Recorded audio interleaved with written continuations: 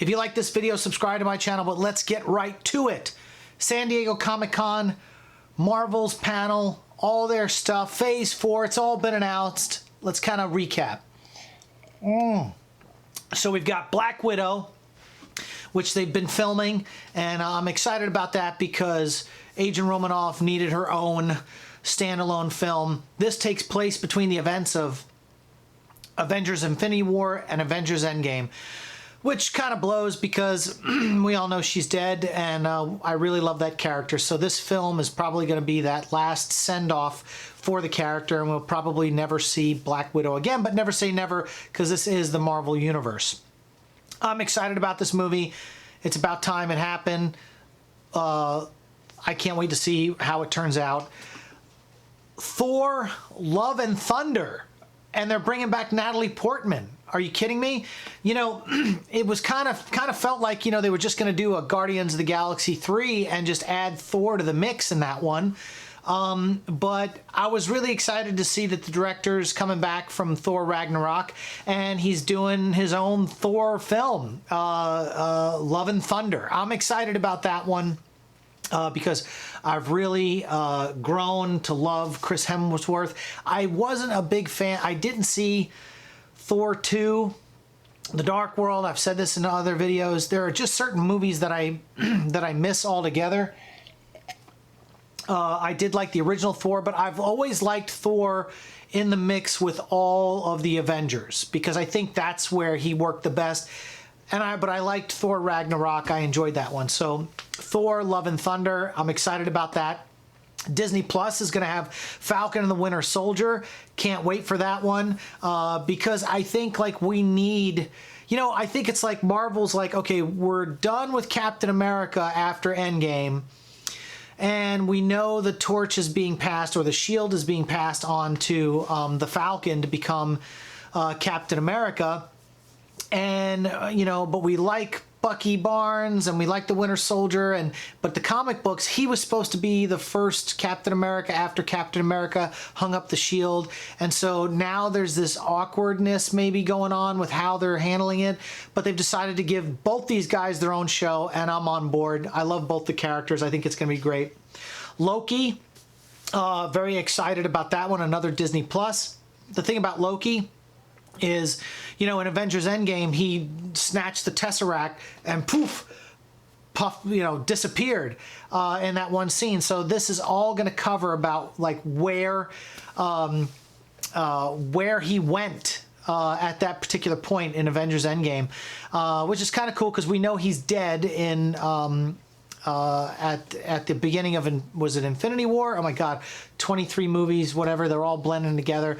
But he's dead as far as going forward, so they have to go backwards. And what's really cool is all this multiverse stuff is allowing them to delve into that. And so we're going to get a series of Loki. One of the still images that first came out from the Comic-Con was him walking in the streets in 1975 because Jaws is on a marquee in a movie theater behind him. And I'm digging that all together because, you know, they're going to go retro with it to 1975. Should be really cool. WandaVision, which is the Scarlet Witch and Vision TV series. It's great. It's going to take place, you know, after they left before Infinity Wars, when they started talking about how the Avengers had split up and Scarlet Witch and Vision ran off, and they were gone for a few years before they came back for Infinity Wars. So this is going to cover, once again, it's filling in a hole, but at the same time we'll get to see all the adventures that the Scarlet Witch and Vision were having before the events of Infinity War.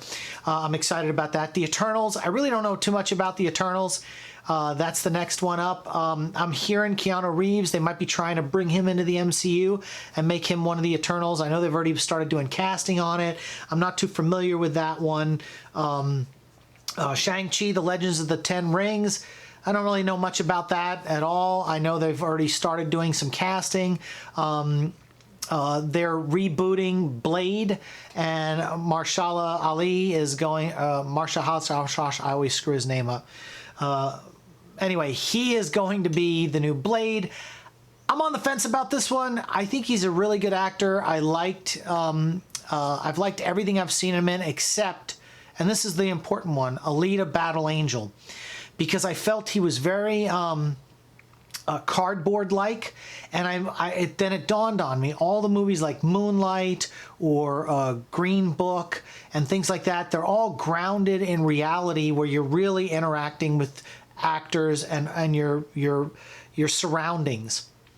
And Alita Battle Angel, there was a lot of blue screen, and I don't know if his skill set, you know, some actors really can play to this CGI world where you're looking at a whole blue screen, you're trying to figure it all out. You might have a stick with a tennis ball in front of you, and that's the person you're interacting with. But Mahershala Ali didn't seem like he was comfortable in a heavily CGI special effect environment, which was Alita Battle Angel. And he's kind of a skinny, wiry guy. I know he's real thin and wiry and ripped, and, you know, just like the Falcon, you know, they could put weight on somebody and bulk him up. I get that. He's 45 years old. But Wesley Snipes is 56, and he looks like he's in better shape than Mahershala Ali. So for me, I don't know why they just didn't go straight for Wesley Snipes, because he made those films and he made these movies that, as far as I'm concerned, launched a lot of the Marvel universe. And I don't know. I thought all three Blade films were really good.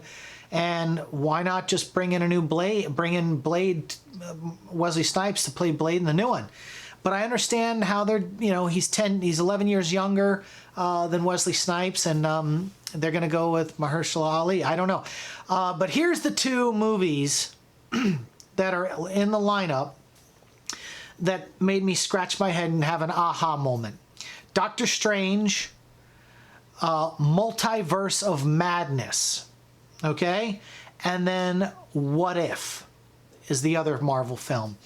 Now, Multiverse of Madness makes me believe that maybe if these films are kicked towards the end of Phase 4, it might be because maybe some of the feature films in Phase 4 are not bringing in the box office the billions of dollars that we've seen come from this franchise. Now that you've lost Tony Stark, now that you've lost Captain America, Black Widow, she's going to have her film, but it'll be a one-off.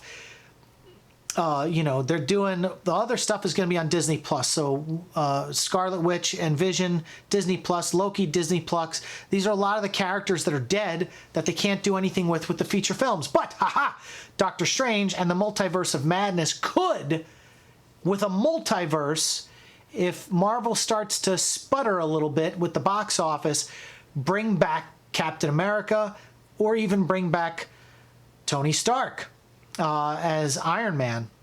Because my thinking is, with the multiverse type stuff going on, it's a strong possibility that they could leave that open if they start to struggle. Now, the other one is What If. It's based on a bunch of comic books back in the day. The What If series. What if Spider-Man was hanging out with the Fantastic Four? What if Thor was hanging out with Captain America? What if? They put together a bunch of series where they matched people up that had nothing to do with the continuity of the Marvel Universe in the comic books. Does that apply here? Could they be like, okay, well, you know, Captain America went back and he grew old, but we've got 60 years of adventures he could have been having in his verse, so let's bring back Captain America. Now, this would allow so many years for these actors to take a break from the properties, like Chris Evans and Robert Downey Jr., and so on. And it could give them a complete break to where they're like, whew, you know, I don't have to worry about it anymore. All the pressure, they could do other projects, they can direct, they can produce, they could save the ocean, whatever they want to do. And so my thinking is, these two films could be their out if they could bring these guys back in the fold, because you know they're going to have to pay out the butt to get these guys back. But never say never.